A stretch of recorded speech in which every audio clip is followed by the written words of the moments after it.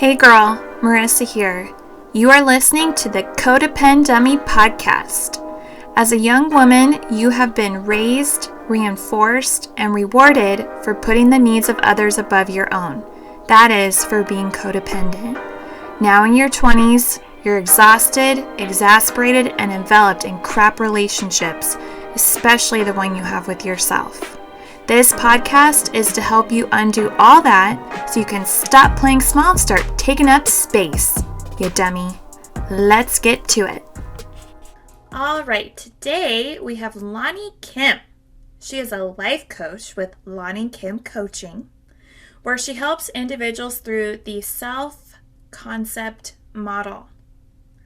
Lani is a left-handed woman trying to survive in a right-handed world. After some self-care led her to work with a life coach, Lani was hooked. She knew she had found her calling. As the saying goes, only left-handeds are in their right minds, so she is a rare commodity indeed. Lani Kim, thank you for coming on the Codependent podcast. Hi, Marissa. Thanks for inviting me. I'm so excited. Awesome. All right, well, first question, Lani. Right? We're on this adventure to discover what codependency truly means. What does the term codependency mean to you? So I came up with my textbook dictionary. Fancy definition, but we could definitely unpack it if it sounds too complicated. But the definition I came up with was partnership of two people who abdicate responsibility for their emotions to their partner. That was my definition. Yeah, Abdicate. Abdicate. Because it takes two to tango, as they say. And so, if it was just one-sided, then that would just be dependent, right? So I was trying to really think, like, what makes it codependent rather than dependent? And it's really that partnership of both people that I think makes it specifically codependent. Right. And do you have any memories or experiences being in partnership with family, friends, partners, where you abdicated responsibility in your past? Definitely, yeah. And it was so interesting not to be aware of how, I think, many codependent relationships I had until I did some of the work through life coaching. So growing up, it first started with my parents, which I think, most people have some kind of memory of that if they tend to have codependent relationships. And I remember being so sensitive to my parents' feelings and always trying to fill the gap of whatever they wanted, whatever their expectation was, so whatever experience they presented to me or whatever experience we had together, I could read what their expectation was, and I tried my best to fulfill that, whether it was happy or excited or whatever it might be, and not to reveal any disappointment or anger, things like that. And then I would say went a step further when my parents divorced. I think I was around 10 probably, and it was very not like tumultuous in the sense of like all the legalities were figured out, but emotionally for my mom, it was very tumultuous, and she really had a lot of resentment for everything. And I really took that on to myself. And I wouldn't talk about the things I did with my dad, even if I had fun. I wouldn't comment on it. And I remember one time I did not realize how much of that, her emotions, I had embodied. I said something to my father, and he said, "Wow, you really have a chip on your shoulder." And I thought, wow, I was just really taken aback by his comment. And at that moment had realized, even though I was relatively young, I think I was maybe in middle school, how my conduct had really affected him, because my dad's pretty just not really emotional guy, just really even keeled.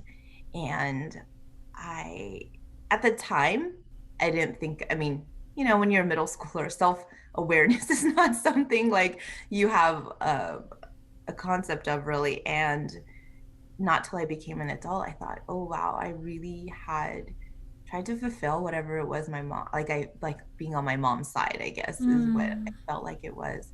And then I left her college, and I really tried to separate myself from her, which was very painful for her, because I wouldn't call her, and I only lived a couple hours away, and I wouldn't visit. If I visited, I'd say hi and then go out with my friends. And then I lived with my mom as a married person for 10 years. Wow. So that was, I just didn't want her to be alone. And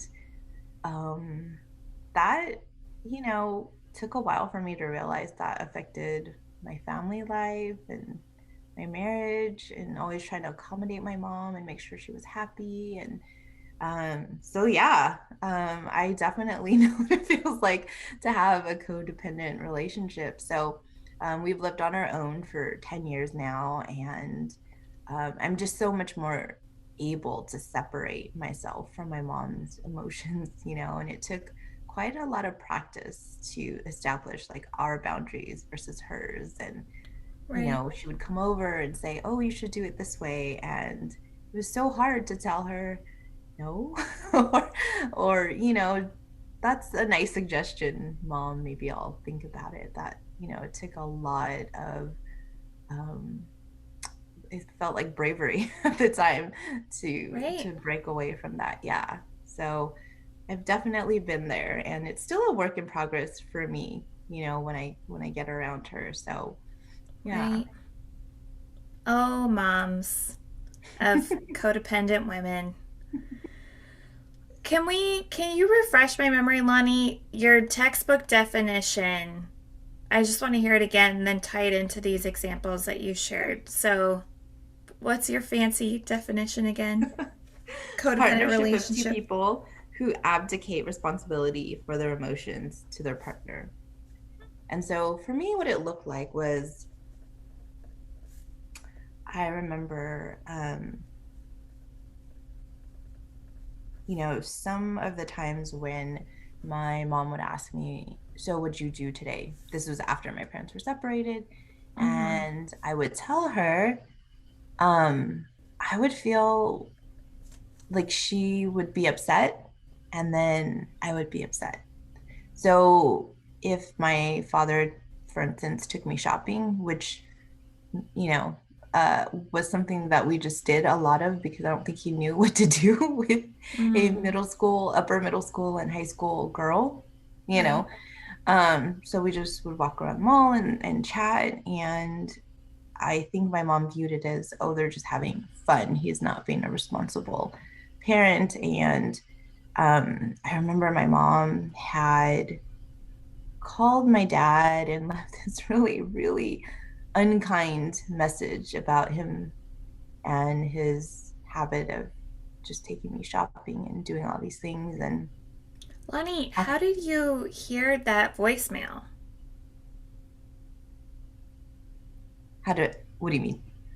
Like, were you checking the machine? Like, how did you gain access to hearing about it? Oh, my mom is very loud. She has a teacher voice. And from downstairs up into my room, I could hear her giving her very Wow. loud message. And so, So your dad's listening in private and you had full access thanks to hearing it so loudly. And then obviously you're like, "Oh my god, like what did she say?" right, right, Mm-hmm. right. And so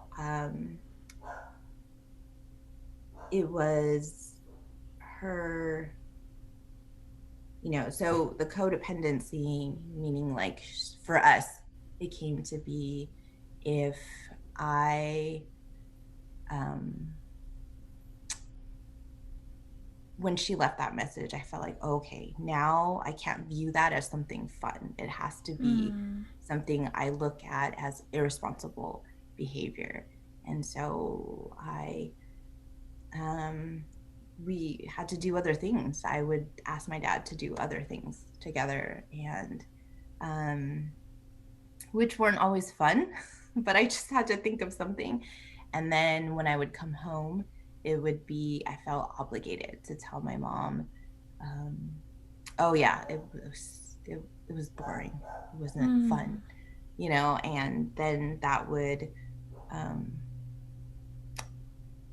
I wouldn't say she would be like right there then and there happy, but I could feel that it wasn't a heavy feeling on her. Like she didn't feel like, oh, well, you guys are having fun. It was just this, oh, okay, and she would walk away, but it didn't feel bad. I think it usually would feel bad when I would say something like, oh, we did this, or dad bought me that, or, whatever kind of like a positive spin there was on our interaction together.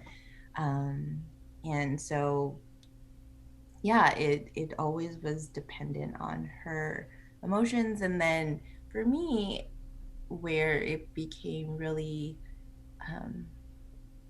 visibly detrimental is when I would have to negotiate between her and my husband and kind of, and then I felt like, oh, I really realized at that point, wow, if she wasn't happy, then I would carry that over to my husband, even whether it was a valid reason or not. If she was upset, I would be upset with him.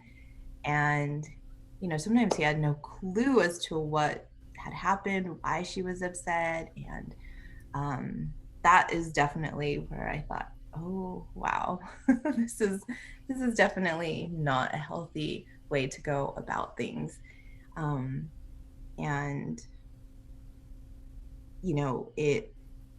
it was always so uncomfortable when she was upset with him, because I didn't want to seem like my husband and I were getting along together. I felt like I had to take her side, just like my dad. Right. So yeah, that was definitely interesting. Looking back now, I just think, wow, that was a lot. And I can't believe I allowed myself to live that for so long without that self-awareness of like, this is not a good thing, and we really have to be proactive about getting out from this relationship. Yeah. Right. I talk a lot about how, in my own experience and from what I've learned from guests and listeners, how unconscious codependency is. Yeah. Right? You and your mom never sat down and said, let's abdicate responsibility for our emotions to each other. And yet, passively, indirectly, non-verbally, you did. And, right, it took what it took for you, right? It sounds like your husband, partner, to really hold up a mirror where you were like, oh my God, this is not sustainable. This is not healthy. This is creating a lot of wreaking a lot of havoc in multiple areas, right? But it took what it took to see it. Yeah. Yeah. And where it was really so like I could see the opposite effect of my emotions on her is when I would get, I just had a bad day as a mom, and I would be upset with my kids, and it was like this spiral of like, oh, especially when you have multiple, like one does something and you're like, oh, and then the other one does, and you're just kind of ping-ponging back. And she would just actually take on that emotion. She would be so irritated with them, even though they did nothing to her. And she would just be fed up with the whole thing. And that actually lasted even once we moved here for quite a few years. But now, she more easily separates. She can talk to my kids, even if she can now, I think, fulfill her true grandmother role of like indulging my kids, even if I might be irritated with them. Right. Whereas before, I was frustrated with my kids, she would take all that frustration herself. And so more now I think how we lost all those years of, I mean, that's life, but I think back of like, oh, um, I didn't really, that wasn't allowing her to fulfill that indulgent grandmother role of like, who cares about your mom? Let's go have fun. And, let me give you too much candy or too much ice cream. But she was really taking on my emotions, which, that's not what she doesn't need to be the parent. She already raised me. She wanted to be the grandmother. And so now she's able to do that. So that's so nice to see when she comes over or we visit her, whichever. Right. Well, now you're both able to be in your role, right? You're not responsible to her as the daughter to take on her emotions, and she's not responsible to you as your mother to protect you and defend you even if it's her grandchildren, right? Like she's like, "You can't talk to your mom like that." And you're like, "Mom, they're your grandkids. It's okay." Yeah. Yeah. Okay. So, I know you, before you became a life coach, started out in education. What codependent behaviors did you witness in staff and colleagues while you were in that field? So, the way I think about teachers is in terms of codependency, it's like this bowl of spaghetti, and every noodle is kind of like a relationship that you have. So, and I think being a teacher, the weight um, of the decisions that you make in your conduct is really so external, and it's controlled by so many things. So, for instance, there's a lot of regulated industries, but teaching is so front and center because people vote on things, that affect you. And it's just something that you're so aware of. So, I say there's, your relationship to your staff. And even within that, because you're a lot of times broken down into departments or by grade. So now you have this relationship with your team. Then you have your other coworkers. So, for instance, if you are working with other teachers, maybe with students with special needs, there's a whole nother relationship, which creates a lot of codependency because you're both working, trying to help a student. Parents, you definitely have that relationship. Obviously, your students, and even like the teachers' unions and the government, whatever policies they may be putting forth. And then as you go out in public, people vote on um, a lot of issues surrounding education. So, right. And then you have this one noodle of what feels like independence, and that's your specific way that you conduct yourself as a teacher, right? But even then it is a very thin noodle because there's even requirements in your classroom that you have the standards written on your board or visibly posted each day. And there's, certain things that you're obligated to have visible when people come into your classroom if they were to come and observe you. Right. So even then, that container is very small of independence. So what happens is a lot of teachers feel like this burden of almost like a martyr syndrome. I have all these things to deal with. I have to do this. I have to do that. I have to do this. I have to do that. And, it is so overwhelming that, if you order like, that bowl of spaghetti, if you're ordering marinara with a touch of basil, the basil kind of gets lost in there because there's just so much marinara and that basil flavor is so light, and you're just like, I think I ordered basil, but I can't really taste it here. And you just mix it all together and you're like, okay, everyone gets to decide what I do. I rely on my team. We have to make these decisions together. I have to make these decisions for this student with the parent. And you really lose sight of what freedoms you do have and what individual choices you do have choices. You really do have choices, but it gets so lost in everything else. So when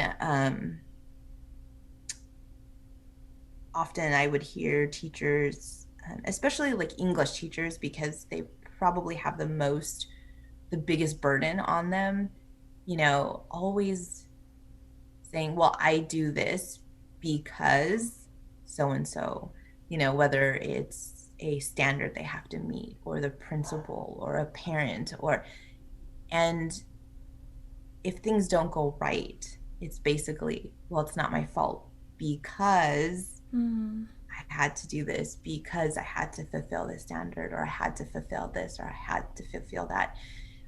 But then you take the outcome and you put it on yourself, Right. So even though you feel like you don't have a choice, the outcome you put on yourself. So if your students do well, right? So there is that huge codependency. If my students did well, I did well. My students fail, I failed. Right. And that very much is something that you deal with. And since you get a new batch of students every year, it's a different journey each year. And so you not never, but from the great majority of teachers, you don't always establish this true feeling of like, I'm a great teacher, whether my test scores are great or not, right? You really feel like your test scores are defining who you are as a teacher. So there is a huge sense of codependency, like as a teacher, in so many different ways. Right. Martyrdom, have to, standards, parents, students, departments, administration, PTA, school board, local county government, state government. Yeah. And as a coach, I know you help a variety of individuals, including educators.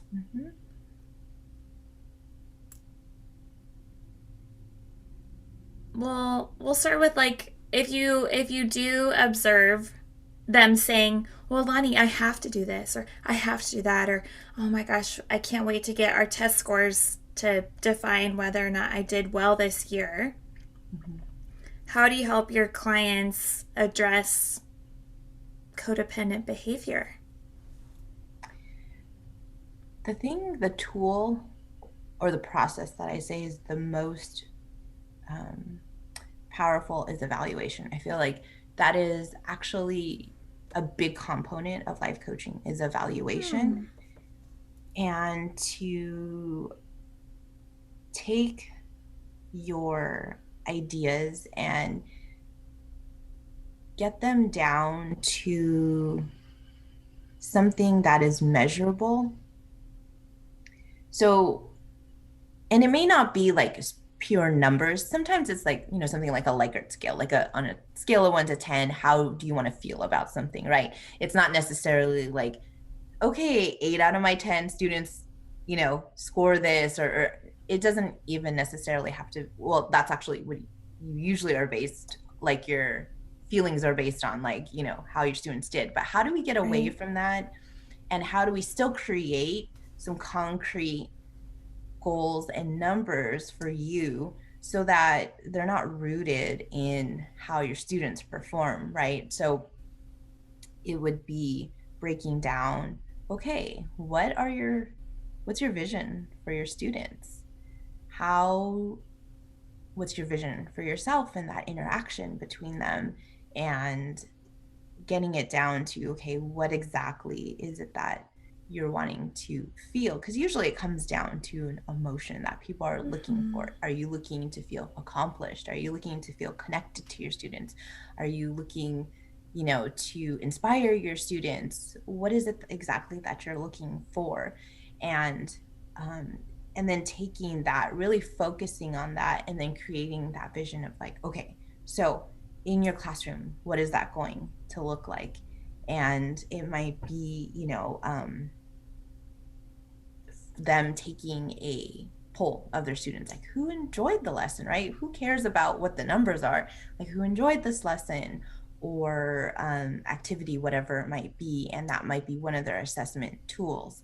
Or it might be if they're looking for connection, what does that look like? Would it be like calling in one student a week to have like a 10-minute conference with you just to touch base with them?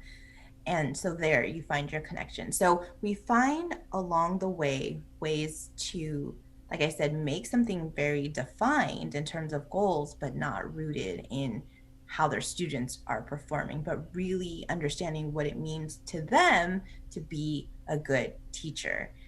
Just within themselves, just within their control, what can they do for themselves, or how could they reach out to fulfill that goal and that feeling of being a successful teacher. Mm-hmm. So not basing it off the ways they have based themselves off before, which typically has been dependent on other people's performance, approval, acknowledgement. Yeah. You're definitely. Like, no. Let's do an evaluation. Like, how do you want to feel? Mm-hmm.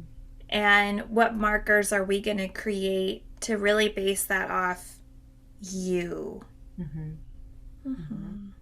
And we definitely have to sort through the fact that there is that codependent feeling. Of course, they're going to take it, especially in the beginning, to be like, well, 75 of my students, scored maybe below something, right? And we work on that too, because you're going to feel both, right? You want to make it individual, but we don't deny the reality of the fact that, yes, you probably are going to feel disappointed.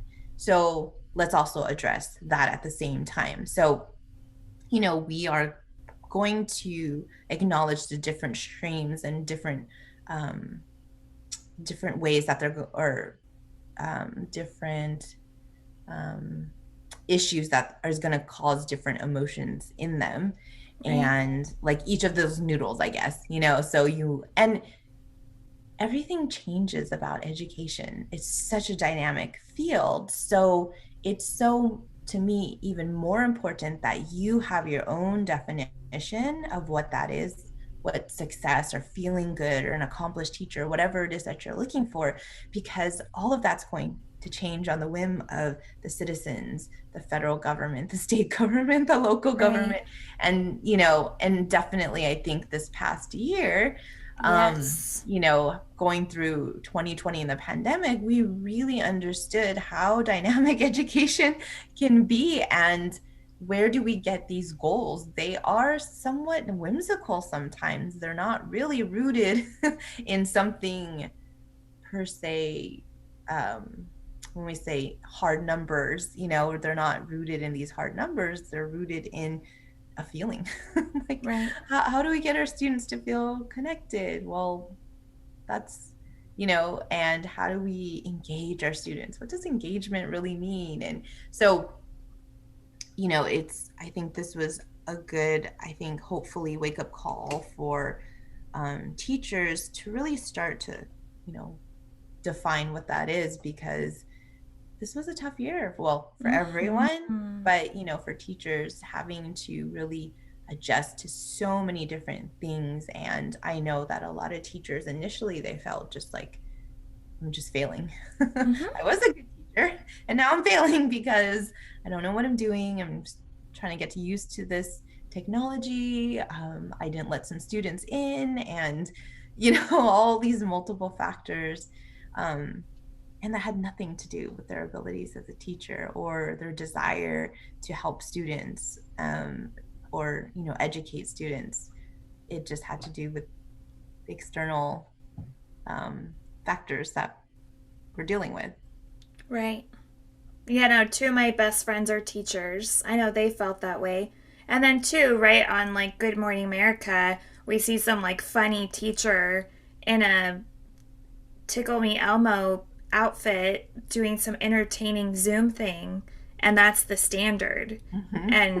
And it's like that guy or woman, non-binary teacher, like they've maybe they did that in class and they're really familiar with Zoom and we don't know the context. But yeah, then every other teacher's like, ugh, I'm not dressing up and entertaining people and I must be horrible. Right. They're like, we are basing it on, yes, there are external factors in this job that are important, but whether you're a success or failure, like as a coach, you really help people define that themselves. Mm-hmm. Evaluation. Evaluation. Yeah. Okay. And Lani, with the people that you have worked with, sounds like we are focusing on teachers, so teachers. How have you seen codependency trip up, slow, even sabotage their progress in their work with you? So usually what happens is people think that once they have some type of life coaching, and I don't know, maybe Marissa, you come across this too when people want therapy, they're like, oh my gosh, this is going to solve my life. And after I'm done, life is going to be so awesome. And when I wake up in the morning, birds are going to be chirping, and it's just going to feel great all the time. I And experienced that, Lani, and I also wish that when I started with my first therapist. I was like, save me, please. Yeah, poor guy. He tried. He did okay. Yeah.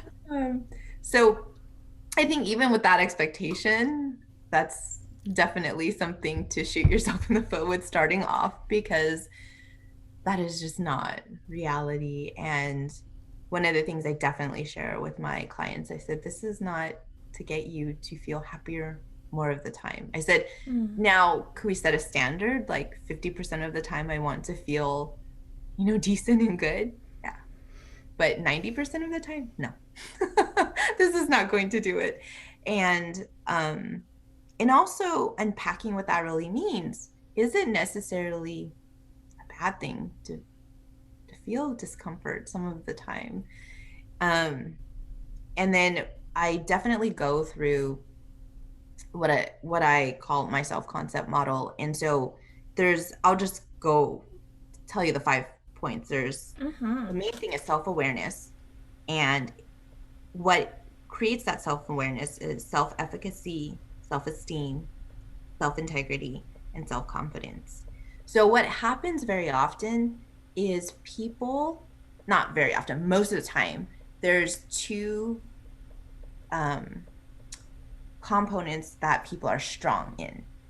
And they often start to lean because it's a comfortable. So for instance, like self-esteem, if you have high self-esteem, people start to think that they can lean into that self-esteem and try to make the self-esteem, quote unquote, make their problems go away.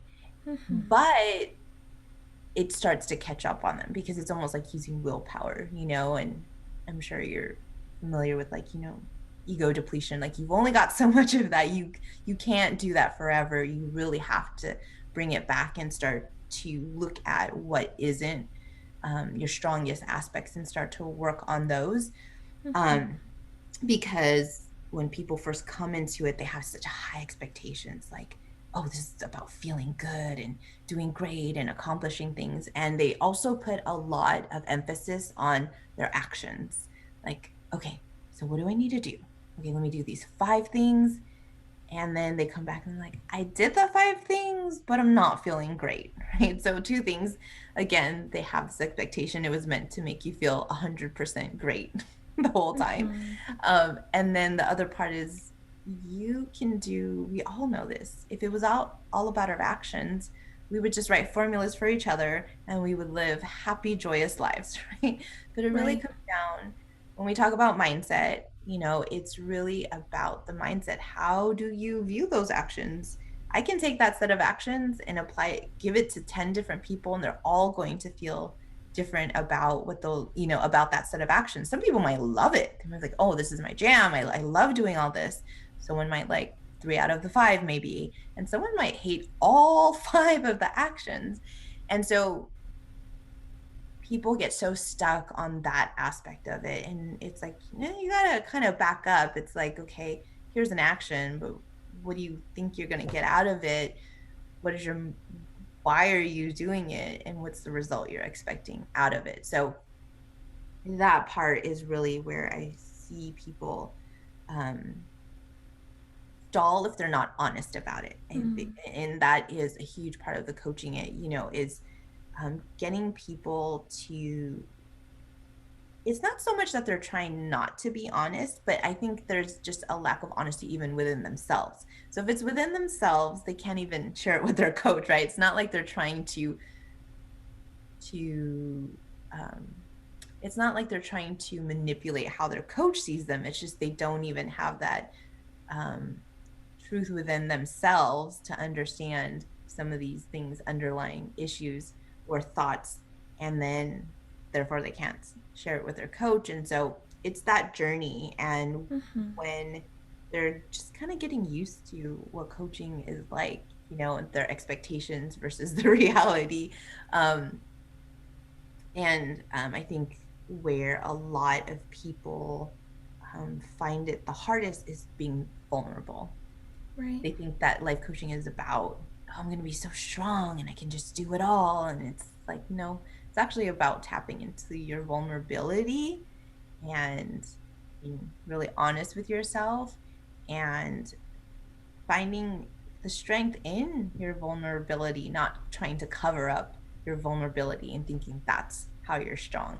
So I think that concept is really where a lot of people get stuck to. Have you had coaching clients become codependent with you? I can start to see it sometimes. So when I will have clients who will say, okay, so I knew you'd have the answer. And I'm like, ding, okay, this is not about me having the answer. This is about your journey and really tapping into who you are and going from there. So I definitely have seen that. And what it looks like is usually they will take the action that, maybe at the end of a session, I sometimes give my clients quote unquote homework, like, okay, for this week before our next session.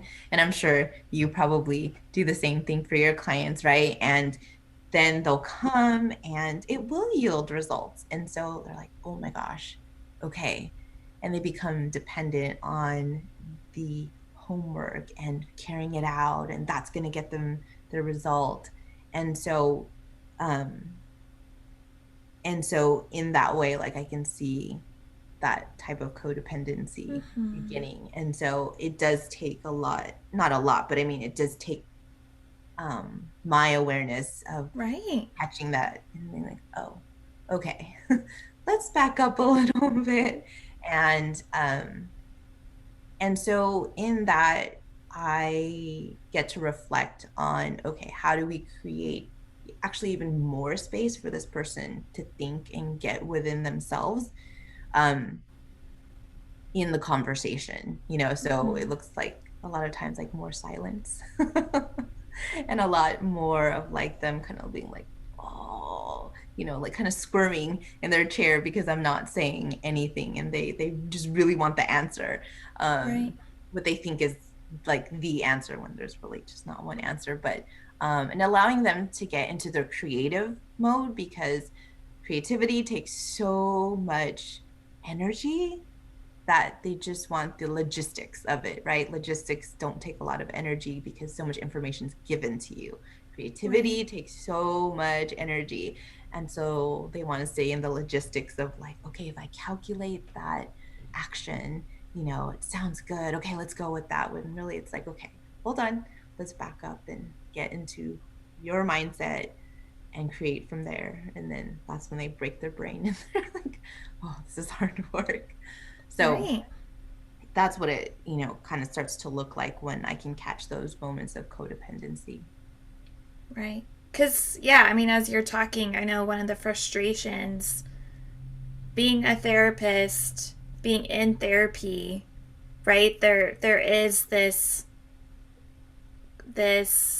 norm of your therapist saying like, well, what do you think? Right? Like just always just, hitting the ball back to the patient.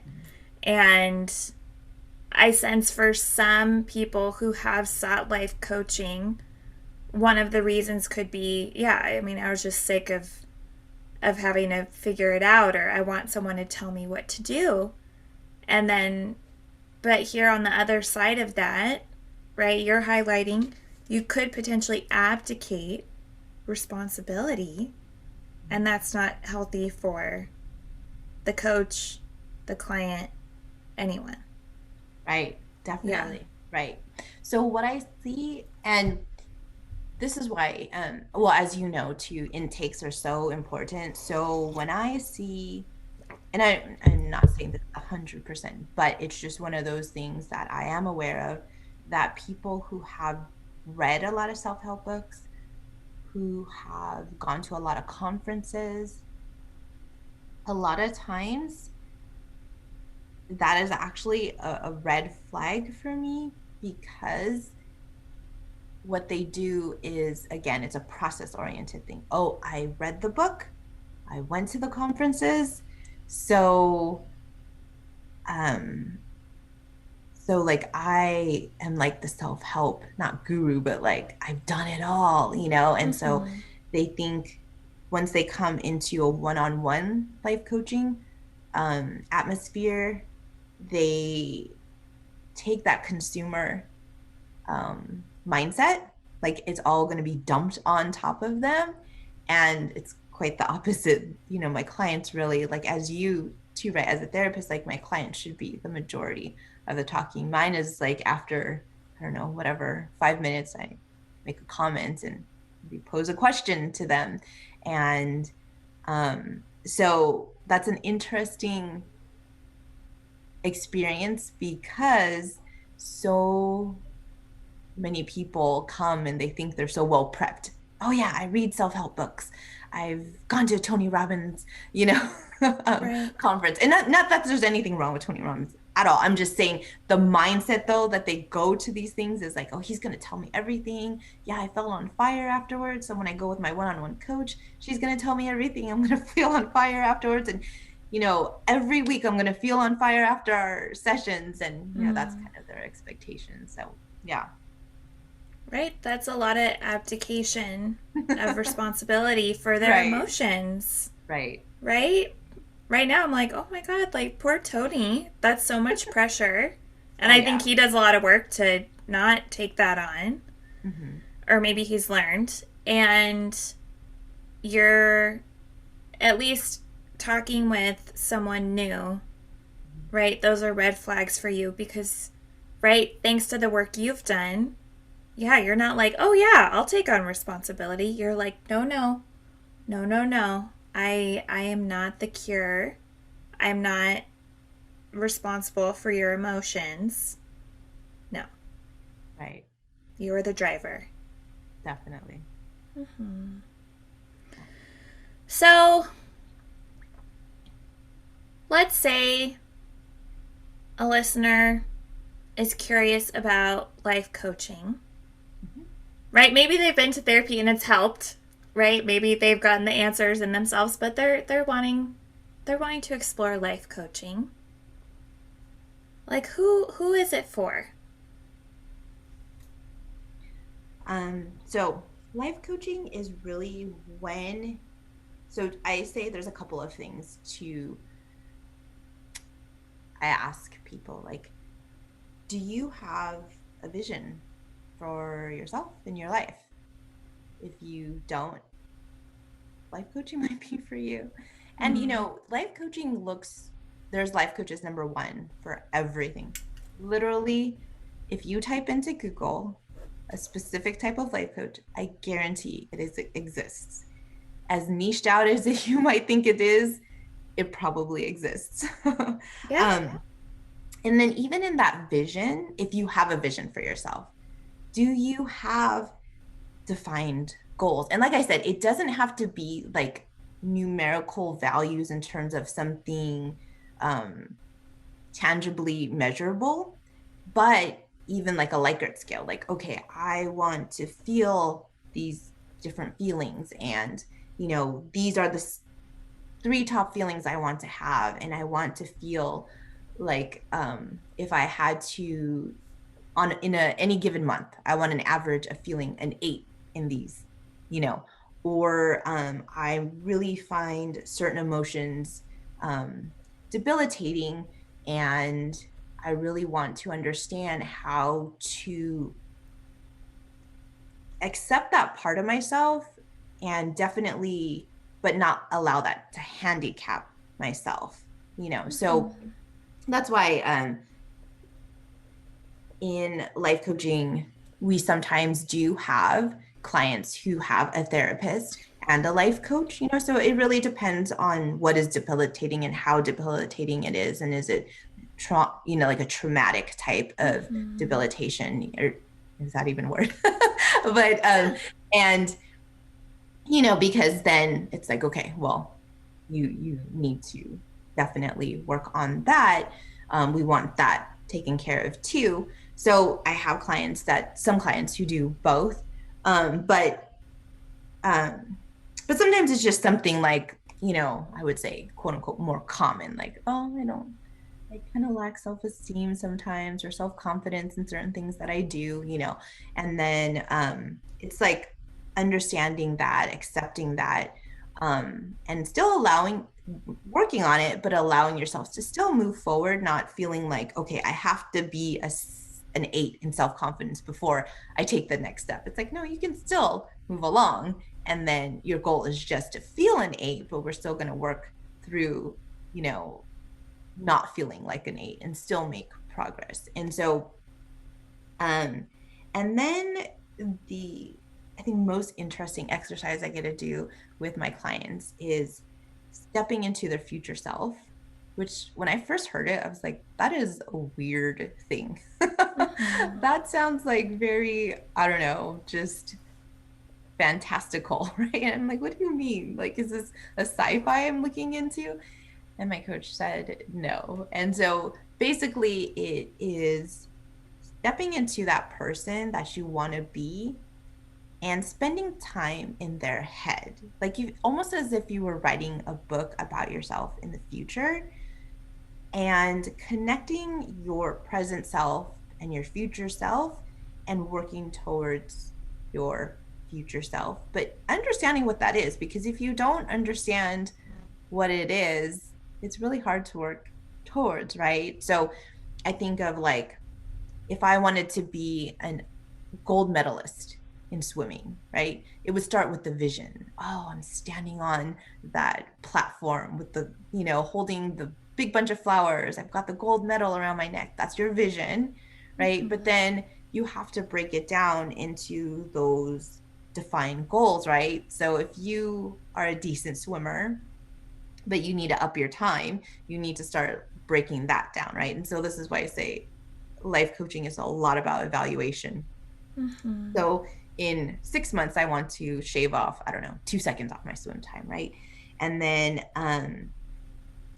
comes the thought work towards it. Like, well, how would a gold medalist think on my hard days when I really am like, oh, gotta get up at 5:45 and go swim, and or even like, oh, I gotta shave 2 seconds off my time. Like, how do I do that?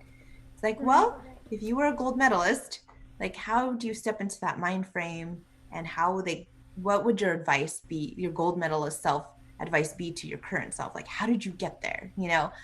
So it's a lot of like these type of conversations, and so that's really, I would say, a huge bulk of the coaching. And then each session is the minute details of all of that.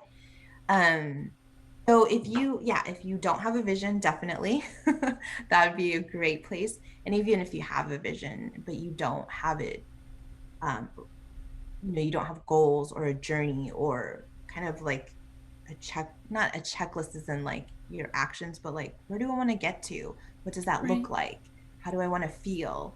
Um, those would be like, I would say, the ideal people who would really benefit from life coaching. Can everyone use a life coach? I think so, but I would say those are the people who are going to come in with a great mindset, really get a lot of out of that relationship, um, and then feel really great about the results that they get. Right. So if I'm a teacher and I no longer want to abdicate responsibility for my how I define myself based on my students or teacher of the year awards.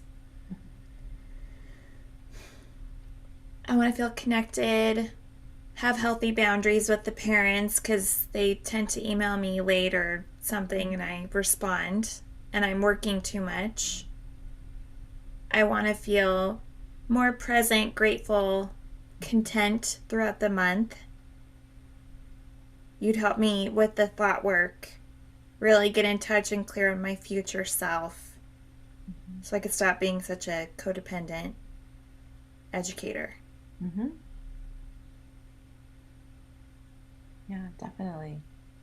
Mm-hmm. Um, it's so fun to go through those exercises because even though people are not necessarily there, it's creating that desire for what it is that they really want. Um, and so that's really what I love about the different aspects of coaching because, when we are trying to hit any goal, we kind of have, I would say, three different um, vehicles by which we get there. There's willpower, there's motivation, and then there's desire. So, willpower takes the most energy and is the hardest to get anywhere and has the most, takes the longest. Then there's motivation, which still is a limited resource. And then there's desire, which is not a limited resource. It's like, um, and so once I can work with my clients to really work through those different levels, and sometimes it includes all three, they're not able to hit that desire for what they want from the beginning. And sometimes they don't even know what it is, but it's working through that whole process so that what they desire is not, and the energy that it takes is not this finite pool that they're trying to draw from. Um, and so it doesn't become this, oh, well, I had a busy week with my family and I had to finish all these lessons because testing season's coming up. And we had a holiday parade and or we had evaluations, or I mean, the life of a teacher is always one thing after another. And so it's not using those external things to power yourself. It's really coming from this desire that you have and really defining it so that the energy that you do have is really focused on this one, maybe two or three things and not scatterbrained, like, taking the bowl of noodles and trying to inhale each one individually, and just being so full and so consumed that you cannot even get to where you want to get to. So yeah, I love working with those different levels Right. of seeing them really trying to willpower their way, getting them to motivation, and really then that level of desire where they're like almost like not smooth sailing in the sense of everything's going great, but it's not so many dips of like, oh, I ran out of energy, can't do it anymore. Oh, I ran out of energy, I can't do it anymore. It's like even though they changed the standards, even though it was parent teacher conference week and I was super busy with that, I was still able to be connected with my students or still able to inspire my students. Right. Getting in touch with that desire. Yeah. Mm-hmm. Yeah. All right. Well, those are all the questions I have. What are you offering the listener? Okay, so I actually have two components and they actually work together. So one of them is a little bit about the self-concept model. And when you Google self-concept model, there's so many of them. So this is the one I've done my research in that I've put together. And there's a Venn diagram to give you like a visual plus some touch points, bullet points about it. So that might be where some people are starting if you really haven't looked into kind of like the self-help or self-awareness type of information. This is a great place to start because most people can understand the language of like self-esteem, self-confidence. These are words that we definitely are familiar with. And then at the end of this month, so on Saturday, July 31st, and this is 2021, I'm going to be holding a free workshop that is actually on this self-concept model, but delving a little bit deeper into it. And there'll be time for questions and interactions. So if you are either at that level or if you read through the self-concept model and you love it and it's something that you're curious about, I'd love to have you join me for that workshop. And it's at 9 and it's just going to be 90 minutes. So you'll be done at 10:30 Saturday morning. You can go about the rest of your day and enjoy the rest of your weekend, maybe with a little more self-awareness. So those are the two things that I'm offering. Awesome. Thank you. And I'll put links to that in the show notes. 9 a.m. Pacific for all our national, international listeners. And also I'll put information about where people can contact and read more about you, Lani. Yeah. Okay, well, thank you so much. Hey sis, it's Marissa again. I'm not like a regular podcaster, I'm a cool podcaster, right? Thank you for listening and staying till the end, and know this. If you are feeling unseen, I see you. If you are feeling unheard, I hear you. And if you feel like you don't matter, know that you matter to me. Until next time, be sure to check out codependummy.com for more info about today's episode, my free course, and other resources. Take care. You're still here? Just kidding. Girl, this is not therapy and I'm not your therapist, okay? This podcast is designed to provide accurate and authoritative information in regards to the subject matter covered. It is given with the understanding that neither the host, the publisher, or the guests are rendering any legal, clinical, or other professional information. If you want or need a professional, you should find one.